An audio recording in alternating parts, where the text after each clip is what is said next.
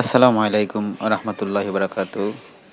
প্রিয় ভিউয়ার্স, আজকের ব্লগটা হইল গিয়া আমরা খবর পাইছি যে মাওলানা মিজানুর রহমান আল আজহারি হুজুর আইবা আমরা সিলেটও, তাই আমরা সবে মিলিয়া কইলাম তে হুজুরের ওয়াজ মাহফিলও যাই গিয়ে অনেক দিন তাকিয়া সরাসরি হুজুরের ওয়াজ মাহফিলও যাওয়াও না, যেহেতু সিলেট হুজুর আইরা তার মানে আমরা মিস করতাম নাই।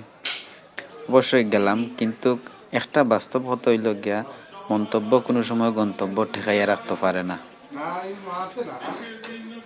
তো হুজুরে লইয়া যত মন্তব্য করেন না কেন আসলে কোনো লাভ হইতো না। তার জনপ্রিয়তা দিন দিন খালি বাড়তে আছে, ইনশাল্লাহ বাড়বো, কমতো নাই। তো অনেক কিছুর পরে মানুষ দেখেও আমার হুশ খারাপ হয়ে গেছে।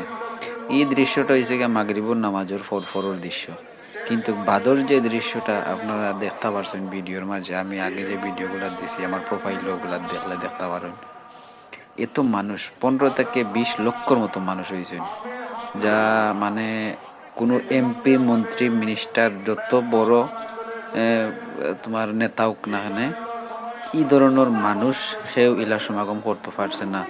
মাওলানা মিজানুর রহমান আল আজহারি হুজুরের প্রতি যে এত ভালোবাসা, এত আন্তরিকতা মানুষের, তার নিজের নিজ চৌকে দেখি আমি অবাক।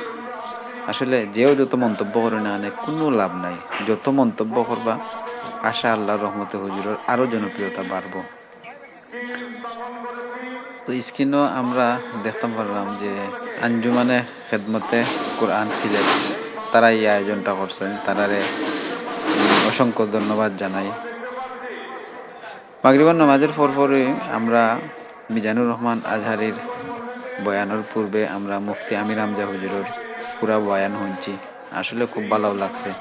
সব থেকে বেশি যে জিনিসটা আমার কাছে ভালো লাগছে, হুজুরে একটা কথা কইছেন যে মানুষ যে জায়গা তো যায়, পাহাড় কুড়ে মাটি কুড়ে, যে বিভিন্ন দেশও আছে মানুষ গর্ত করে মাটি কুড়ে কুড়িয়ে স্বর্ণ আর হীরা মুক্তা ওগুলা তো খায়।